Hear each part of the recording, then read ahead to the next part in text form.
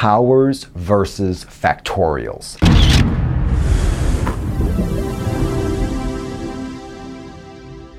Seen the convergence of some series that involve both powers and factorials. We've seen that this series, the sum n goes from 1 to infinity of n factorial over n over 2 to the nth power, converges, but this series, the sum n goes from 1 to infinity of n factorial over n over 3 to the nth power, diverges. Well, this says something about the relative sizes of n factorial and n over 2 to the nth power. Now, since this is a convergent series, the limit of the nth term must be equal to 0. So we know that the limit as n approaches infinity of n factorial over n over 2 to the nth power is 0. That's also the case that if we look at the limit over here, the limit of n factorial over n over 3 to the nth power as n approaches infinity is infinity, not just because this series diverges, but because of the way in which we showed this series diverged by applying the ratio test. So 2 is too small. In that case, the denominator ends up overpowering the numerator. And 3 is too big. In that case, the numerator ends up overpowering the denominator.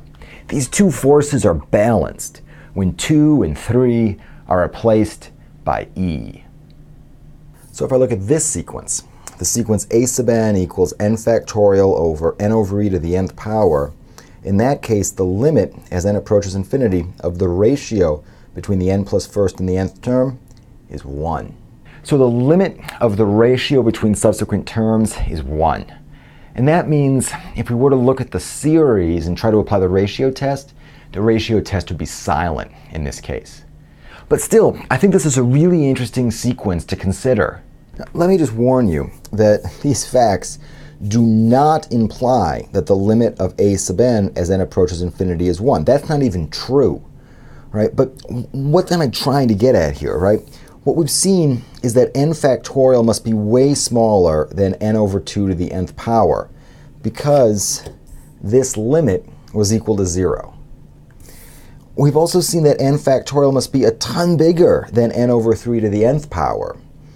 And the question now is, if n factorial is way smaller than n over 2 and n factorial is way bigger than n over 3, how then does n factorial really compare to n over e to the n?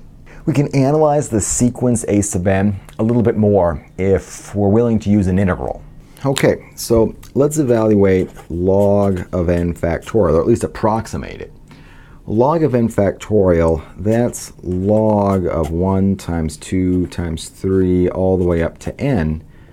But that's log of a product, which is the sum of the logs. So this is the sum, k goes from 1 to n, of just log of k. Now I can approximate this sum with an integral. This is approximately the integral from 1 to n of log x dx. I got to figure out what is this definite integral. I need to know an antiderivative for log x. But it turns out the derivative of x log x minus x is equal to log x. So there is an antiderivative of log x. And I can use that antiderivative to evaluate this integral.